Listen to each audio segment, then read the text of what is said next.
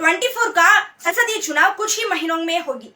मोदी का लालच 2024 को चुनाव जीतकर तीसरी बार प्रधानमंत्री बनने का है। इस संदर्भ में तीन मुख्य व्यक्तियों की विचारों महत्वपूर्ण है। फर्स्ट, महाराष्ट्र के पूर्व मुख्यमंत्री और शिवसेना नेता उद्धव ठाकरे की विचार है। उद्धव ठाकरे ने कहा था कि अयोध्या में राम मंदिर 2024 जनवरी में खुलेगा। उद्घाटन समारोह में देश भर से बड़ी संख्या में श्रद्धालु आएंगे। उस वक्त 2002 में गुजरात में जैसे धार्मिक दंगा हुआ था वैसा ही धार्मिक दंगा होने की आशंका है। उद्धव ठाकरे ने यह भी चेतावनी दी कि मोदी बीजेपी आरएसएस चुनाव जीतने के लिए कुछ भी करेंगे।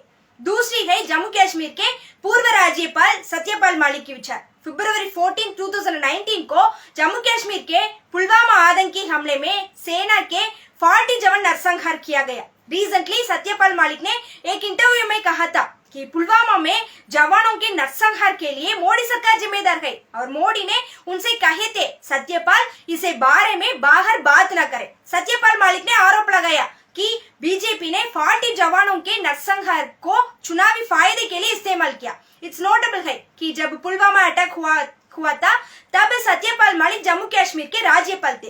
तीसरी है पश्चिम बंगाल।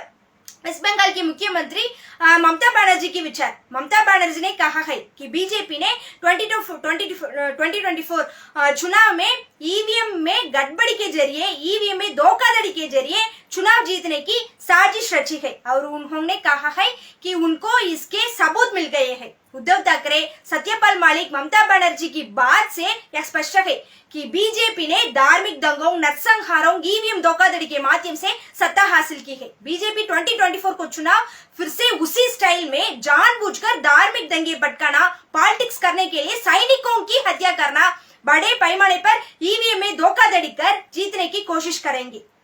भयंकर बेरोजगारी, बढ़ती कीमतें, लघु उद्योगों का विनाश, ये 9 साल की मोदी सरकार के लाभ है।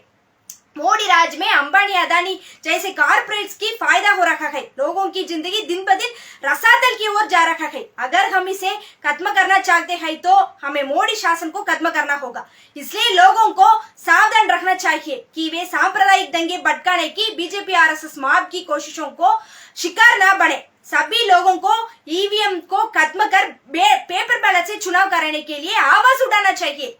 इसी से ही फांसीवादी बीजेपी आरएसएस की साजिशों को हराया जा सकता है। शायद अगर 2024 में बीजेपी सत्ता में आती है तो लोकतंत्र, लोगों की बोलने का अधिकार, वोट देने का अधिकार बीजेपी खत्म कर देगी।